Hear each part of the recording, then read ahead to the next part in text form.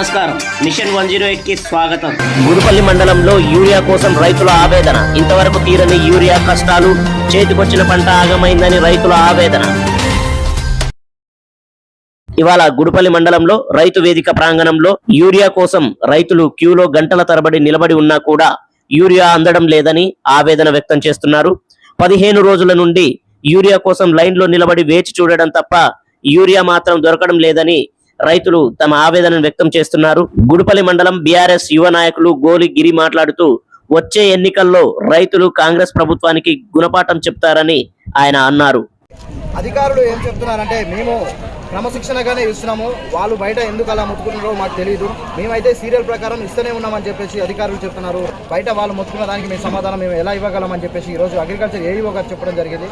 ఇక్కడ ఉన్నటువంటి నాయకులు మన సిఎస్ ఫౌండేషన్ గోలి గిరి అన్న గారిని ఒకసారి అడిగి తెలుసుకున్నాం. ఇక్కడ ఉన్నటువంటి రైతులను కూడా అదేవిధంగా ముఖ్యంగా ఈ గుడిపల్లి మండల కేంద్రంలోని రైతు వేదిక దగ్గర ఈరోజు ఒక విచిత్రమైన సంఘటన చోటు చేసుకుంది. నేను ఇటువైపు నుంచి నల్గొండకి వెళ్దామని వెళ్తున్న తరుణంలో ఇక్కడ ఉన్నటువంటి జనాలను, ఇక్కడ ఉన్నటువంటి బండ్లను వీటన్నిటిని చూసి నేను ఆగడం జరిగింది. ఏంది పరిస్థితి అని ఇక్కడికి వచ్చి అక్కడ ఉన్నటువంటి అధికారులని అడిగినప్పుడు వీళ్ళందరూ రైతులందరూ యూరియా కోసం ఉన్నారని చెప్పడం జరిగింది. వాస్తవానికి ఎద్దు ఏడ్చిన వ్యవసాయం, రైతు ఏడ్చిన రాజ్యం ఎప్పటికీ బాగుపడదు. ప్రస్తుతం మన తెలంగాణ రాష్ట్రంలో అదే పరిస్థితి దాపరమైంది. 10 సంవత్సరాలుగా గత ప్రభుత్వం పరిపాలించినప్పుడు ఏనాడు కూడా రైతులకు ఇలాంటి పరిస్థితి ఎదురు కాలేదు. రైతులు తన పొలాలలో పనిచేసుకోవడం వదిలేసి రోజు మొత్తం సర్ది కట్టుకొని వచ్చి ఇక్కడ కూర్చొని యూరియా బస్తాల కోసం వేచి చూసేటువంటి పరిస్థితి ఏర్పడ్డది. దాదాపు ఇప్పుడు ముందస్తుగా పొలాలు వేసిన వాళ్లకు గత 3 నెలలుగా వస్తుంది. ఈ 3 నెలలు అయితే ఇంకొక 2 నెలలు అయితే పంటనే కాపుకొస్తుంది, పంటనే కోయడానికి వస్తుంది. మరి అలాంటప్పుడు వీళ్ళు ఒడ్లు కోసుకొని అమ్ముకోవాలన్నా, ఒడిపిల్లు కోసుకొని అమ్ముకోవాలన్నా అర్థం కాని పరిస్థితి ఏర్పడ్డది. రైతులు తన రెక్కాడితే కానీ డొక్కాడిన వాళ్ళు ఉదయం తెల్లవారుజామునే వచ్చి ఇక్కడ కూర్చొని అక్కడ పొలం వదిలిపెట్టుకోవడం, ఇక్కడ యూరియా బస్తాలు అందక ఇక్కడ వచ్చినటువంటి అధికారులను కూడా పాపం మనం అధికారులను తప్పుపట్టొద్దు. ఎందుకంటే అధికారుల దగ్గరికి వెళ్ళి నేను అడగడం జరిగింది. అధికారులు ఒకటే చెప్తున్నారు, మేము ఏం చేయాలండి, మాకు ఒక లోడ్ వచ్చింది, లోడ్లో ఒక 400 బక్సాలు ఉన్నాయి, 800 మంది ఇక్కడ రిక్వైర్మెంట్ ఎదురు చూస్తున్నారు, మేము ఎవరికని ఇవ్వాలి. మేము అదే ఉద్దేశంతో ఒక్కొక్కరికి మేము టోకెన్ల రూపంలో ఇచ్చి అక్కడ టోకెన్లు కూడా గోడకు అతుకుపెట్టడం జరిగింది. అతుకుపెట్టినా కూడా రైతులు ఆగ్రహంతో పట్టలు తెంచుకొని అక్కడ ఉన్నటువంటి మాకు ఏవి కూడా మీరు ఇక్కడ అతికియొద్దు, మాకు ఖచ్చితంగా వచ్చిన వాళ్ళందరికీ యూరియా బస్తాలు ఇవ్వాల్సిందే అనే ఉద్దేశంతో వాళ్ళు ఆగ్రహానికి లోను కావడం జరుగుతుంది. అలాంటి సందర్భాలలో ప్రభుత్వం పోలీసు వాళ్ళను పెట్టి ఆ రైతులను కట్టడి చేసి క్యూ లైన్లలో పెట్టి టోకెన్లు ఇచ్చే పరిస్థితి ఏర్పడ్డది. వాస్తవానికి మనం 1 రోజు, 2 రోజులు, 3 రోజులు ఏది జరిగినా కూడా కంటిన్యూషన్ ఇదే ప్రాబ్లం జరుగుతుంది. గత ఒక 10 రోజుల కింద, 15 రోజుల కింద బీఆర్ఎస్ పార్టీ ఆధ్వర్యంలో అంగడిపేట చౌరస్తాలో కూడా ఒక రైతు ధర్నా చేయడం జరిగింది. ఆ రైతు ధర్నా రోజు కూడా మేము ప్రభుత్వ అధికారులకు కానీ, ప్రజానాయకులకు కానీ, ప్రభుత్వాన్ని కానీ హెచ్చరించడం జరిగింది. మీరు ఇట్లాంటి రైతులను ఇలాంటి ఇబ్బందులు పెడితే రైతుల యొక్క ఉద్యమం తీవ్రరూపం దాలుస్తుంది. మీరు ఖచ్చితంగా ప్రభుత్వం కూడా దిగిపోయే పరిస్థితి ఏర్పరుస్తుంది. మీరు ఒకసారి తప్పు జరిగింది, 2సారి తప్పు జరిగింది, 3వసారి మీరు సరిదిద్దుకోండి. ఖచ్చితంగా రైతుల పొలాల వద్దకే మీరు న్యూరాన్ చేర్చాలని మేము డిమాండ్ చేయడం జరిగింది.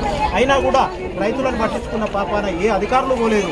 ఇక్కడ చూస్తుంటే ఒక్క రాజకీయ నాయకుడు కూడా ఇక్కడ రావట్లేదు. కారణం, ఓట్లప్పుడు మాత్రం ఇల్లు తిరుగుతారు, అవసరమైతే మనకు ఒక ఓటర్ సీసా ఇస్తారు, 500 రూపాయల నోటు జేబులో పెడతారు, నాకు ఓటేయ్యా అని చెప్తారు. వాళ్ళు రాజకీయ నాయకులు. ఇలాంటి రైతు సమస్యలు ఉన్నప్పుడు ఇక్కడికి రావాలి, వాళ్ళ సమస్యలను తెలుసుకోవాలి, వాళ్ళ సమస్యలను ప్రభుత్వాల దృష్టి తీసుకుపోవాలి, వాటి సమస్యల పరిష్కారం కోసం ప్రయత్నం చేయాలి. కానీ ఇక్కడ కనిపిస్తున్నారు ఎవరైనా, వాళ్ళకు కూడా ఏంటంటే రైతుల ఆగ్రహానికి లోనవుతున్నారు, మేము పోతే మమ్మల్ని ఎక్కడ కొట్టి చంపుతారు అనేటట్టుగా ఉన్నారు వాస్తవం. కాబట్టి మన అందరం కూడా రాబోయే కాలంలో కూడా ఇలాంటి కష్టాలు మనకు తప్పేటట్టు లేదు. ఇప్పుడు స్థానిక సంస్థల ఎలక్షన్లు కూడా రాబోతున్నాయి. కాబట్టి మీరందరూ కూడా మనకు ఎవరైతే సర్వీస్ చేస్తారో 500 రూపాయల నోటుకో, క్వార్టర్ సీసకో మనం ఓటు అమ్ముకోవద్దు.